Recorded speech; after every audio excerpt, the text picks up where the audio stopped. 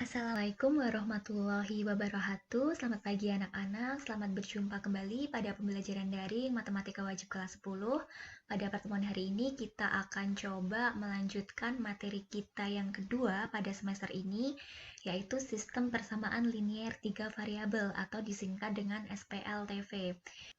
Untuk pemaparan materi ke depan, saya akan lebih banyak menggunakan istilah SPLTV dibandingkan dengan kepanjangannya ya, karena lebih singkat dan lebih gampang untuk disebut. Namun sebelum saya membahas tentang materi SPLTV, saya akan coba mengingatkan kembali kepada materi yang sudah kalian pernah bahas sebelumnya ya, di jenjang sebelumnya, yaitu SPLDV. Nah, apa kaitannya dengan SPLTV?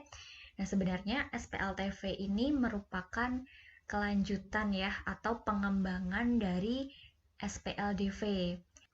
Keduanya sama-sama merupakan sistem persamaan linier. Keduanya sama-sama memuat variabel, hanya bedanya di jumlah variabelnya ya. Kalau di SPLDV itu ada dua variabel yang dibicarakan, namanya saja dua variabel. Sementara di SPLTV ini ada tiga variabel yang dibicarakan sesuai namanya ya, tiga variabel. Nah, hanya di situ saja bedanya.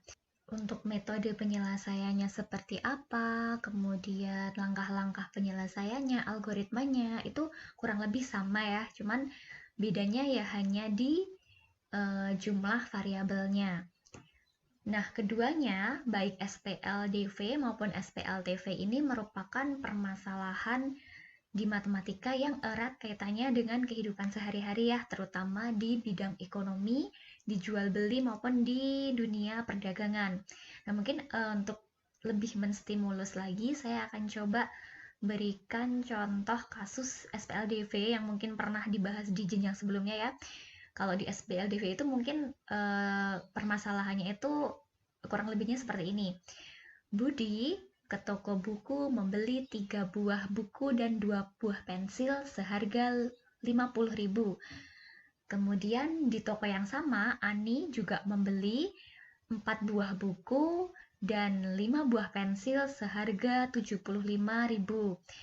Nah, apabila Diki akan membeli 2 buah buku dan 3 buah pensil misalnya, berapakah uang yang harus dikeluarkan Diki untuk membayar item yang dia beli?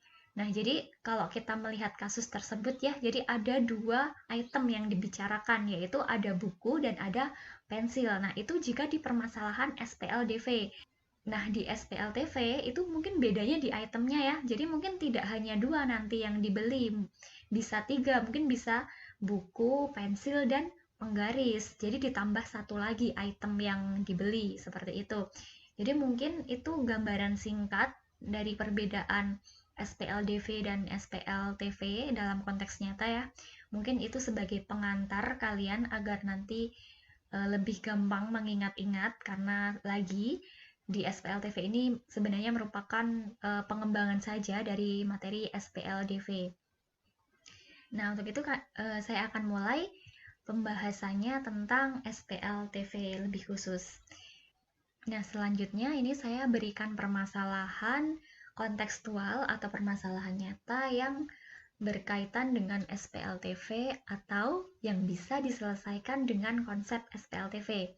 Nah, ini bisa dilihat pada suatu hari, jumlah pengunjung suatu arena bermain adalah 270 orang.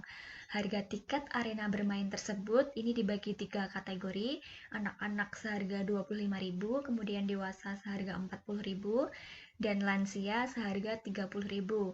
Pada hari itu, pengelola arena bermain mencatat hasil penjualan tiket sebesar 9.100.000. Jika banyak pengunjung anak-anak adalah 5 kali lipat dari banyak pengunjung lansia, maka berapa banyak pengunjung anak-anak dan dewasa pada hari tersebut? Nah, ini merupakan salah satu kasus permasalahan kontekstual yang bisa diselesaikan menggunakan konsep SPLTV. Namun, pada pertemuan hari ini, kita belum akan membahas ini ya, penyelesaian dari permasalahan kontekstual.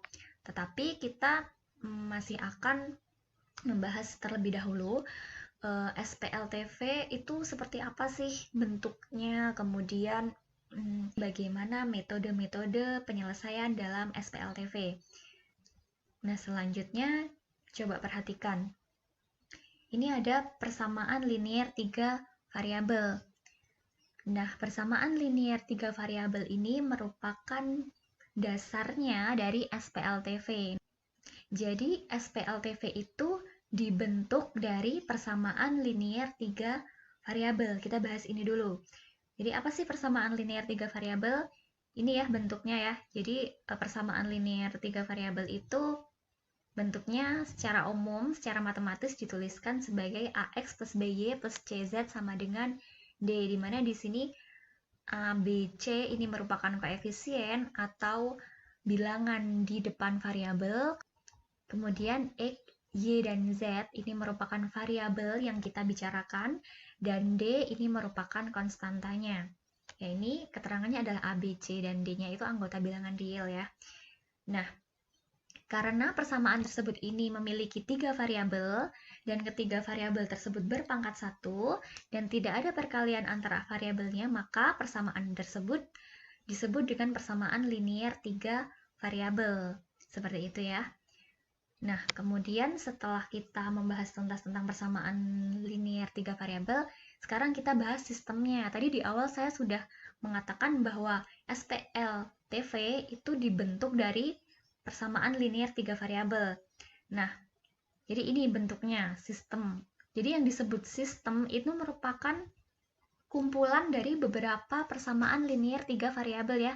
Jadi bisa dilihat, kalau persamaan linear 3 variabel itu hanya satu saja, tetapi kalau terdapat lebih dari satu persamaan linear 3 variabel, maka itu kita menyebutnya sistem persamaan linear 3 variabel atau SPLTV. Nah, kemudian apa sih yang dicari dari kasus SPLTV ini?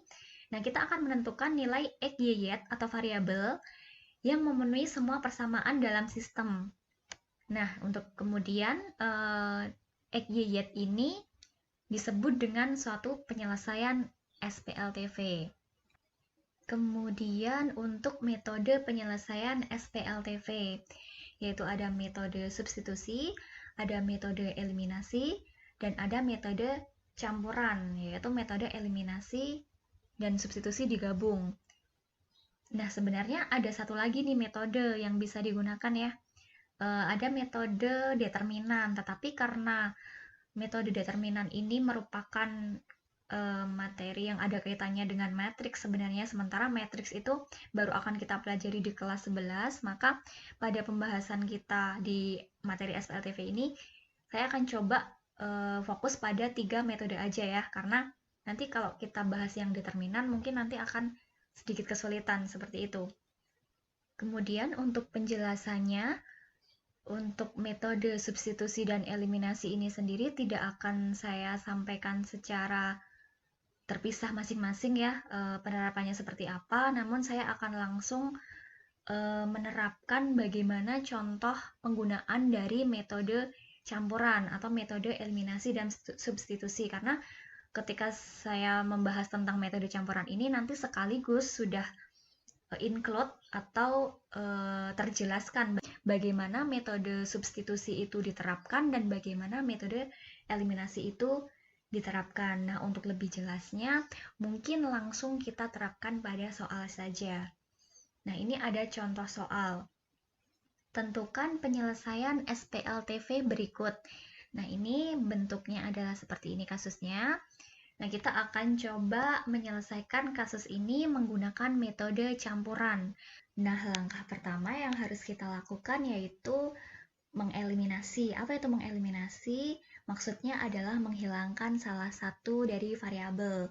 Nah, di sini saya akan coba mengeliminasi variabel Z. Sebenarnya tidak ada keharusan ya atau kewajiban variabel mana dulu yang harus kita hilangkan. Nah, itu sebenarnya terserah kita mau variabel apa dulu. Tetapi kalau saya melihat ini kondisi atau bentuknya, saya rasa akan lebih mudah terlebih dahulu jika kita menghilangkan variabel Z-nya. Nah, ini merupakan salah satu tips ya. Jadi, ketika kita akan menghilangkan atau mengeliminasi variabel itu, pilih yang kedua variabel itu sama-sama memuat koefisien 1. Nah, ini sebenarnya dari persamaan 1 dan 2, ini ada 2 ya. Ada 2 yang sama-sama memuat koefisien 1, yaitu variabel X dan variabel Z. Tetapi saya akan coba pilih yang variabel Z. Kita akan eliminasi variabel Z menggunakan persamaan 1 dan 2. Jadi sini fokusnya ke persamaan 1 dan 2. Jadi sini kita tulis ulang di sini. Nah, variabel Z karena ini tandanya adalah berbeda ya, yang atas positif, yang bawah negatif. Tipsnya, kita lihat tandanya ya. Jadi ketika variabel yang akan kita hilangkan itu tandanya adalah berbeda, maka kita gunakan tanda jumlah atau operasi jumlah. Tetapi ketika nanti tandanya itu sama dari masing-masing variabel yang akan kita hilangkan, misal positif semua atau negatif semua, maka operasinya kita pilih operasi kurang. Nah, itu tipsnya ya, jadi silahkan diingat-ingat. Jadi, karena di sini tandanya adalah berbeda ya, positif dan negatif, maka kita pilih tanda jumlah. Maka hasilnya, X ditambah X menjadi 2X, kemudian Y ditambah negatif 2Y menjadi negatif Y, kemudian 4 ditambah 1 menjadi 5. Nah, ini jadi persamaan baru ya. Kita tulis persamaan 4. Seperti itu. Kemudian untuk selanjutnya, kita akan eliminasi variabel Z menggunakan persamaan 1 dan 3. Persamaan 1 adalah seperti ini, persamaan 3 adalah seperti ini. Nah, variabel Z kita akan coba hilangkan. Nah, syaratnya kita bisa menghilangkan variabel Z apabila koefisiennya itu sama. Karena ini belum sama, maka biar sama kita samakan dulu. Kita akan jadikan koefisiennya menjadi 2 ya. Jadi yang atas kita kalikan 2, kemudian yang bawah kita kalikan 1. Karena yang bawah ini sudah memuat 2 ya. Jadi kita tinggal kalikan 1, sehingga akan menjadi seperti ini. Persamaan yang ini kita kalikan 2, menjadi 2X plus 2Y plus 2Z sama dengan 8. Kemudian yang bawah tetap karena dikali 1. Nah, kita lihat karena tandanya dari variabel Z yang akan kita hilangkan adalah berbeda, maka kita pilih operasi jumlah, sehingga 2X ditambah 2X menjadi 4X, kemudian 2Y ditambah negatif Z menjadi Z. Kemudian 2Y ditambah negatif Y, hasilnya adalah Y, dan 8 ditambah negatif 1, hasilnya adalah 7. Nah, ini kita buat persamaan baru juga, kita sebut persamaan 5. Nah, setelah itu, tadi kan kita dapat persamaan baru ya, persamaan 4 dan persamaan 5. Dari persamaan-persamaan yang baru kita dapatkan dari hasil eliminasi variabel Z, maka kita akan lakukan eliminasi lagi yang kedua untuk menghilangkan salah satu variabel lagi. Nah, dari persamaan baru tadi diperoleh 2X min Y sama dengan 5 dan 4X plus Y sama dengan 7. Nah, kita akan hilangkan salah satu variabelnya. Nah, ini saya langsung pilih, saya akan hilangkan variabel Y-nya ya, karena ini sudah sama koefisiennya sehingga lebih gampang apabila dihilangkan. Nah, karena sudah sama koefisiennya, maka langsung kita hilangkan saja. Karena tandanya adalah berbeda, yang atas negatif, yang bawah positif, maka saya pilih operasi jumlah. Sehingga 2X ditambah 4X hasilnya adalah 6X, kemudian 5 ditambah 7 hasilnya adalah 12. Nah, dari sini kita bisa dapatkan nilai X, yaitu dengan 12 dibagi dengan 6, hasilnya adalah 2. Nah, kita peroleh satu penyelesaian untuk variabel X-nya. Nah, setelah kita peroleh nilai X, maka langkah selanjutnya adalah kita gunakan metode yang kedua, yaitu metode substitusi.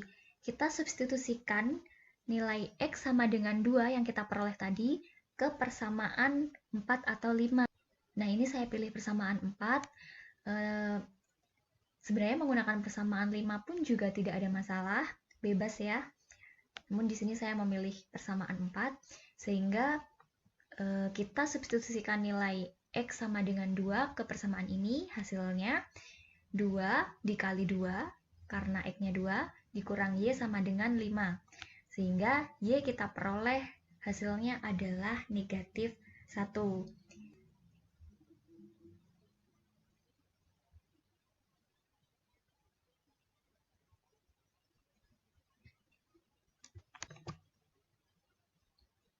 Nah,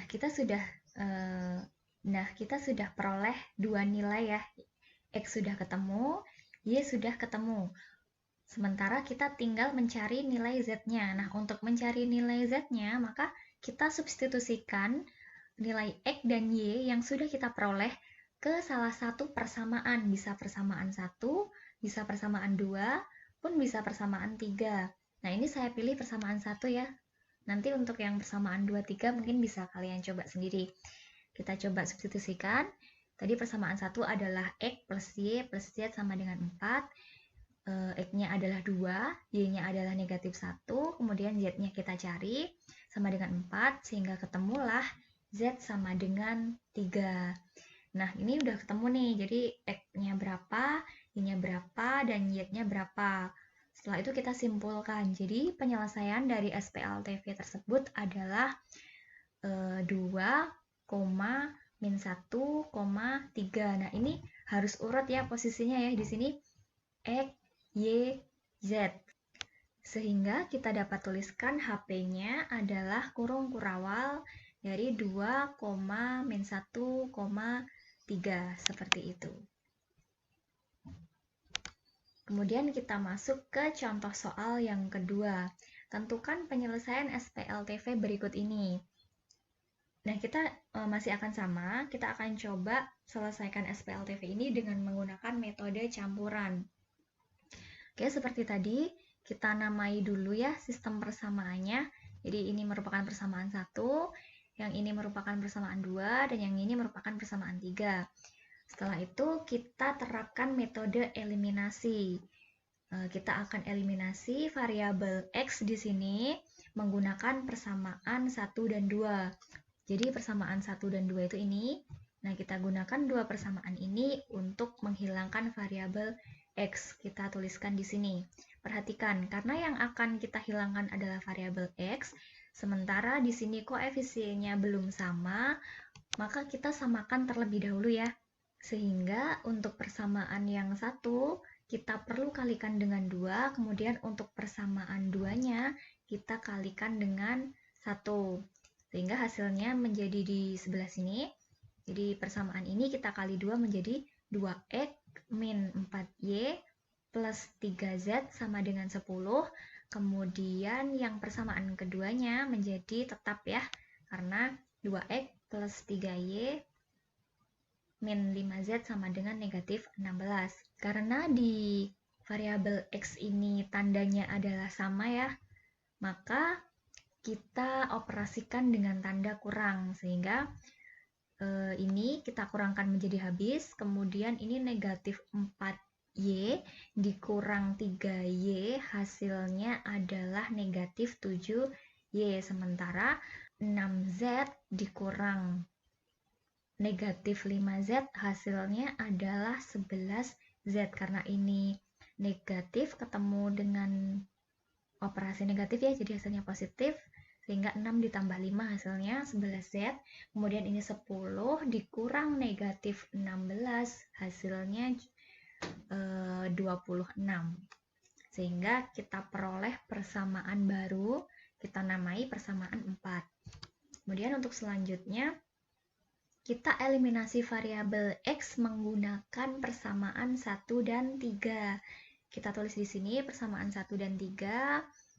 Nah, karena variabel X yang akan kita hilangkan dan ini koefisiennya belum sama, maka kita akan coba samakan terlebih dahulu dengan koefisien tujuannya itu 3.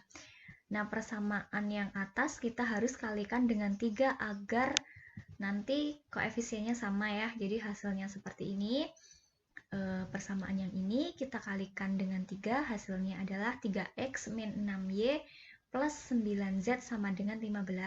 kemudian yang bawah kita kalikan 1, sehingga 3x min 5y plus 3z sama dengan negatif 2. Nah, kita lihat tandanya ya, yang variabel x ini sudah sama, maka kita operasinya pilih yang operasi pengurangan, sehingga di sini dikurang habis 3x dikurang 3x ini, kemudian min 6y dikurang min 5y, hasilnya adalah negatif y, kemudian 9z dikurang 3z, hasilnya adalah 6z, dan 15 dikurang negatif 2, hasilnya adalah 17.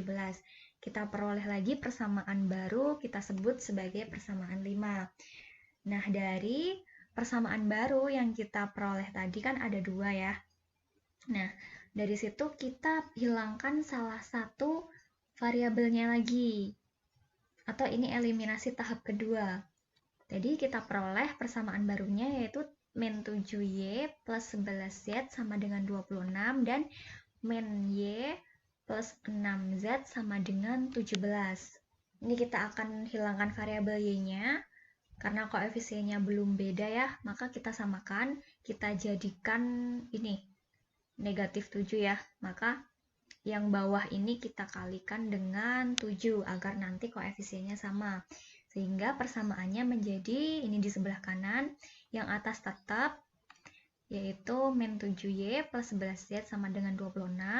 Sementara yang bawah ini hasilnya menjadi min 7y plus 42z sama dengan 119. Sehingga kita kurangkan, ini habis. Kemudian ini 11z dikurang 42y, hasilnya adalah min 31z. Kemudian 26 dikurang 119, hasilnya menjadi negatif 93. Nah, dari sini kita dapat peroleh nilai bahwa Z-nya itu sama dengan min 93 dibagi min 31. Jadi ada 3 ya. Jadi diperoleh Z-nya adalah 3, seperti itu. Setelah kita peroleh nilai dari variabel Z-nya, maka kita substitusi variabel Z tersebut ke persamaan 4 atau 5. Di sini saya pilih persamaan 5. Sehingga persamaan 5 tadi min Y plus 6Z sama dengan 17 ya. Jadi Z-nya di sini kita ganti dengan 3 sehingga kita peroleh min Y plus 6 dikali 3 sama dengan 17. Kemudian min Y plus 18 sama dengan 17. Y-nya kita peroleh 1. Nah, kita sudah peroleh nilai variabel Y sama dengan 1 dan nilai variabel Z sama dengan 3. Untuk selanjutnya, kita substitusi nilai variabel Y dan Z-nya ke salah satu persamaan. Bisa persamaan 1, 2, dan 3. Nah, ini saya pilih persamaan 1 ya. Jadi, persamaan 1 tadi, X min 2Y plus 3Z sama dengan 5. Y-nya dan Z-nya kita ganti masing-masing dengan 1 dan 3. Sehingga kita peroleh X min 2 kali 1 plus 3 kali 3 sama dengan 5. X plus 7 sama dengan 5, kemudian kita peroleh X sama dengan negatif 2. Setelah itu, karena nilai X, Y, dan Z-nya itu sudah ketemu, maka kita simpulkan. Jadi, penyelesaian dari SPLTV tersebut adalah ini merupakan pasangan terurut X, Y, Z ya. Jadi, di sini X-nya adalah min 2, kemudian Y-nya adalah 1, dan Z-nya adalah 3. Sehingga kalau semisal ingin ditulis dengan menggunakan HP, maka penulisannya adalah seperti ini. Sehingga HP sama dengan kurung kurawal dari kurung min 2, 1,3. Seperti itu jawabannya. Nah, mungkin itu materi kita pada pembelajaran hari ini. Jadi cukup sampai pada SPLTV itu bentuk umumnya seperti apa dan bagaimana langkah-langkah menyelesaikan dari SPLTV. Nah, kalau semisal itu kita sudah kuasai, berikutnya kita akan coba terapkan SPLTV ke permasalahan kontekstual seperti yang sudah saya tampilkan di slide pertama tadi. Nah, mungkin itu dulu yang bisa saya sampaikan hari ini. Apabila ada pertanyaan, silahkan disampaikan melalui grup kita yang sudah terbentuk. Silahkan apabila ada hal-hal yang menurut kalian kurang jelas dan perlu untuk didiskusikan ulang, silahkan disampaikan di grup dan kita akan bahas bareng-bareng di sana. Cukup sekian, bila ada salahnya mohon maaf. Wassalamualaikum warahmatullahi wabarakatuh.